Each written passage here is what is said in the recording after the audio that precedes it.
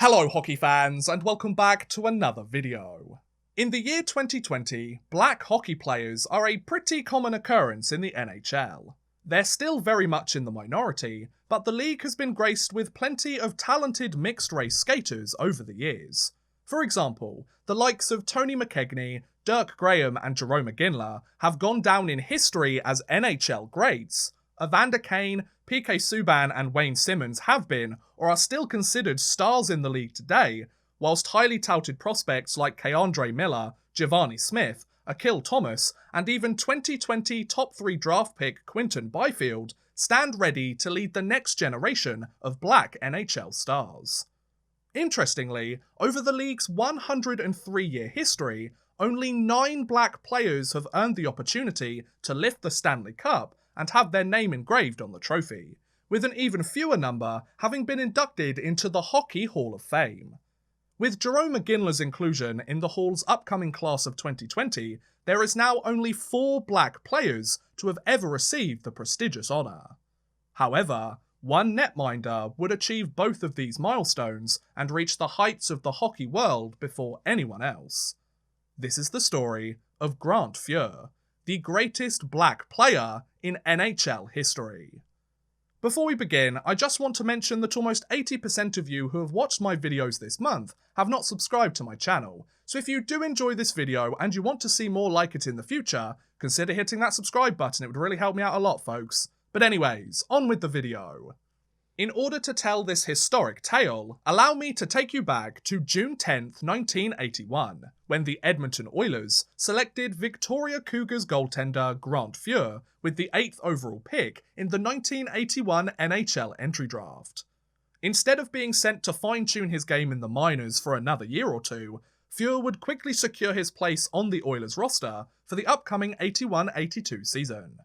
Not only would he earn a spot on the roster, but he would show his hometown team that he had no intentions of leaving anytime soon, as he was quickly named the team's starting netminder just a few weeks into the season. Having posted 20 wins in his first 26 games midway through his rookie year, thanks to a 23-game undefeated streak, which is still the NHL record for a rookie netminder, Grant Fuhr would receive an invitation to the 1982 NHL All-Star Game in Washington on February 9th. Fuhr's place as the starter on the Campbell Conference roster wouldn't just be an honour for him, it would also mark a historic milestone in the league's history books, as Fuhr became the first black player to ever play in the NHL All-Star Game, an event he would attend on 6 different occasions throughout his career. Having earned his own piece of league history in just his first season, Fuhr would continue to put on a show and finish his rookie year with a 28-5-14 record, a 3.31 goals against average, and a .899 save percentage in 48 games. Numbers that were considered impressive, or even great, due to him playing in the high-scoring, minimal defense era of the 1980s. This performance would help Fuhr finish 3rd place in Calder voting for Rookie of the Year, and help the Oilers make an appearance in the 1982 playoffs, but he would allow over 5 goals a game with an .852 save percentage, as the Oilers were taken out in the first round by the Los Angeles Kings.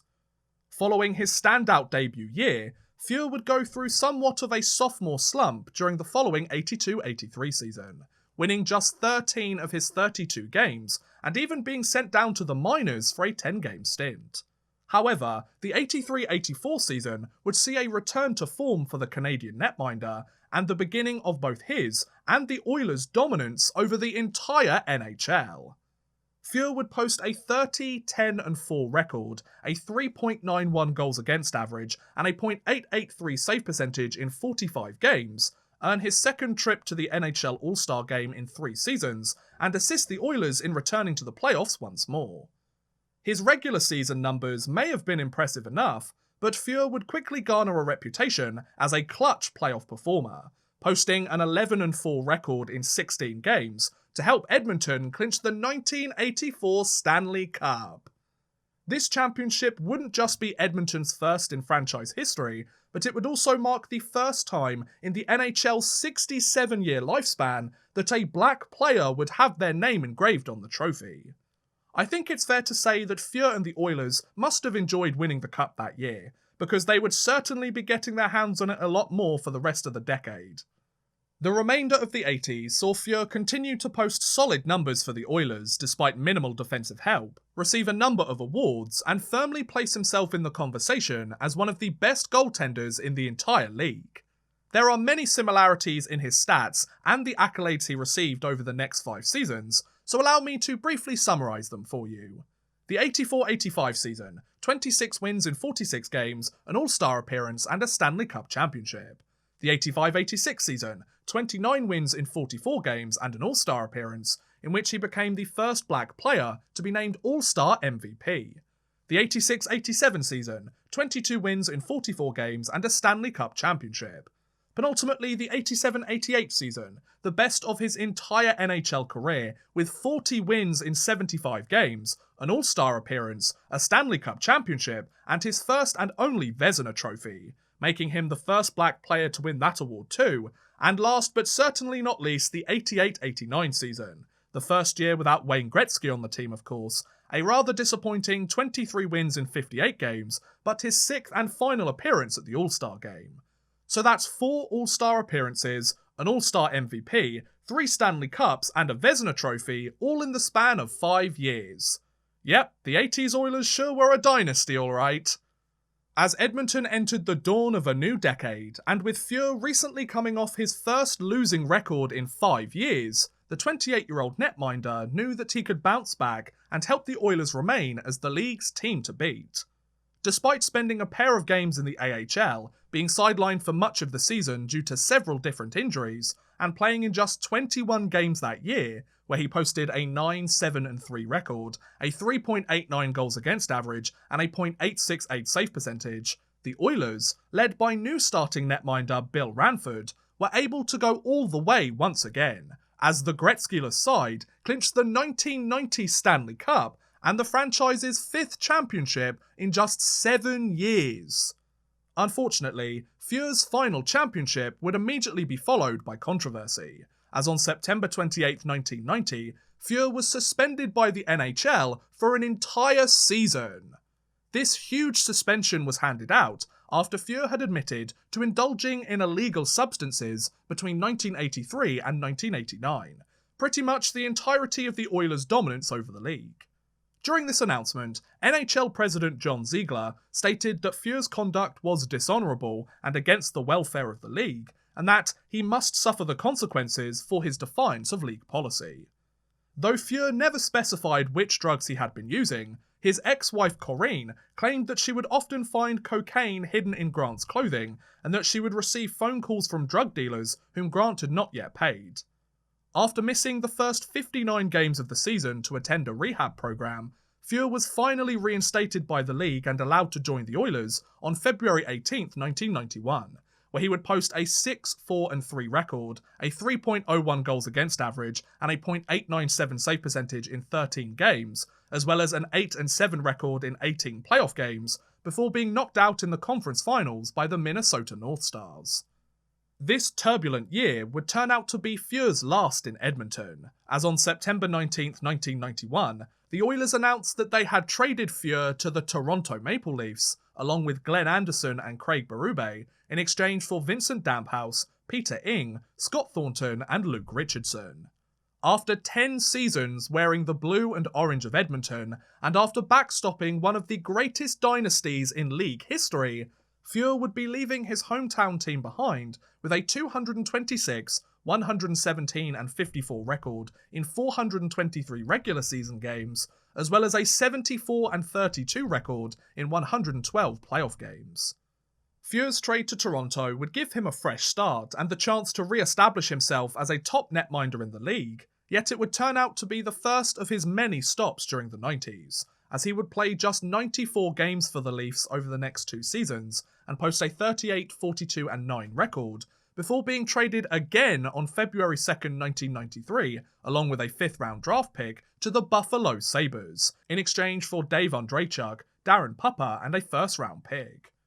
Fuhr would then spend the next 64 games of his NHL career with the Sabres and post a 25, 29 and 5 record, as well as win the 1994 William M. Jennings Trophy alongside fellow netminder Dominic Hasek, before being traded for the third time in 4 years to the Los Angeles Kings on February 14, 1995.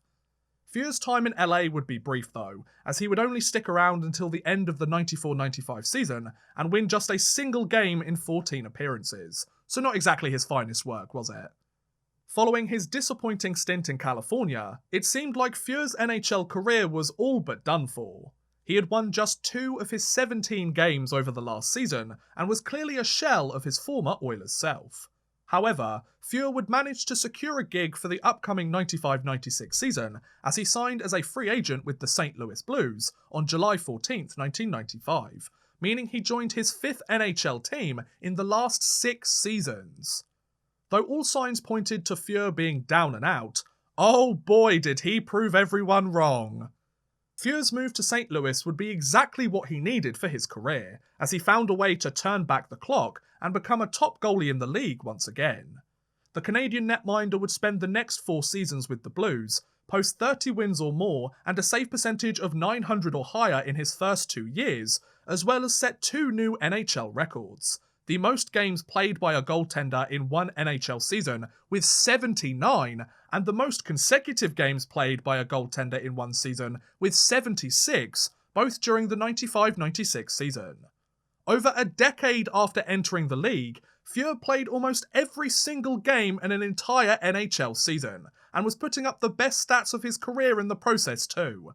Talk about rising from the ashes! This resurgence would result in Fuhr posting a 108, 87 and 41 record in 249 regular season games between 1995 and 1999. With the Blues signing of free agent netminder Roman Churik, and with their intention for him to be their new starting netminder, there was no longer a place for Fuhr on the roster. This prompted St. Louis to trade Fuhr for the 4th and final time of his career on September 4, 1999, to the Calgary Flames, in exchange for a 2000 third-round pick. Fuhr would then spend the 99/2000 season with the Flames, but wouldn't have the same impact as he did with the Blues, as the 38-year-old posted just 5 wins in 23 games, and had his worst individual stats since before moving to St. Louis. On April 8, 2000, Grant Fuhr took to the ice in his final NHL game, allowing 2 goals on 7 shots in 18 minutes of play, as the Flames took a 6-3 loss against his former side, the Edmonton Oilers. You couldn't write a better ending even if you tried, could you? Several months later, on September 6, 2000, Fuhr officially announced his retirement from both the NHL and playing professional hockey. In 19 NHL seasons, Grant Fuhr posted a 403, 295 and 114 record, a 3.38 career goals against average, and a .887 career save percentage in 868 regular season games, as well as a 92 and 50 record, a 2.93 career goals against average, and a .898 career save percentage in 150 playoff games.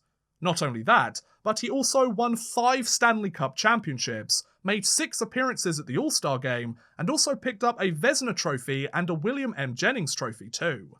Say what you want about his performance during the early to mid-90s, or his controversial off-ice issues, but Grant Fuhr had one hell of a career in the best league in the world. Following his retirement, Grant Fuhr was immediately hired as a goaltending coach for the Calgary Flames, and served in this role for the next 2 seasons, until he was hired by the Phoenix Coyotes organization as their goaltending coach in 2004. The Canadian would stick around in Arizona for the next 6 years, including the 09-10 season, where he served as a director of player development, before leaving the organization at the end of the year. Fuhr would then spend the 10-11 season away from the sport, and then coach an under-15 team during the 11-12 season, his last coaching or managerial job at the time of this recording. During his off-ice career, Fuhr would receive some of the greatest awards an NHL player could. On October 9, 2003, the Edmonton Oilers officially retired Fuhr's iconic number 31, making him the first black player in NHL history to have his number retired by an NHL franchise. Less than a month later, on November 2, 2003, Fuhr added another first to his resume, becoming the first black player in hockey history to be inducted into the Hockey Hall of Fame, where his name would proudly sit alongside the greatest players that the sport has ever seen. In more recent years though, Fuhr has gone on to co-write a biography titled Grant Fuhr, Portrait of a Champion in 2015, had a documentary made about his career in 2019 called Making Coco: The Grant Fuhr Story, and is currently enjoying his retirement as any 57-year-old former NHL star should. Though his 19-year career would see great highs and difficult lows, when Grant Fuhr first stepped onto NHL ice in October of 1981, he not only joined the growing number of black hockey players making a name for themselves in the league, but he also set off on a lengthy, record-setting journey that would culminate in 5 Stanley Cup championships and a Hall of Fame induction. In doing so, Fuhr has and will continue to inspire black hockey players of the past, present and future, showing them that they too can make their dream of playing in the NHL a reality regardless of their skin colour. Say what you want about him finding most of his success with a team full of future Hall of Famers, but for most of that dynasty, Grant Fuhr was the only person in the net stopping the puck, so he's as vital a player in the Oilers dynasty as anyone else if you ask me. Make no mistake folks, Grant Fuhr isn't just the best black NHL player, he's one of the best players period that the hockey world has ever seen. Besides, when Wayne Gretzky calls you the best goalie in NHL history, you know you've done something right in your career. And that's the story of the greatest black player in NHL history. What do you guys think about Grant Fuhr's illustrious career? Let me know in the comments below, I would love to hear what you guys think. But thank you very much for watching guys, I hope you have enjoyed. Please feel free to like, subscribe, share, or watch some of my other videos. Thank you very much for watching, and goodbye! A big thank you to Antti Hannanen, Chris Gadsby, Connor B, John Plomin, Jordan Whitehead, Paul Mallia, Roman from London, The Legacy and Worthless Pieces, as well as a huge thank you to Let's Talk Hockey for helping support this video via Patreon. If you too want to help support the channel a little bit further and get a shout out at the end of every future video, make sure you head over to patreon.com/oddmanrush and become a patron today.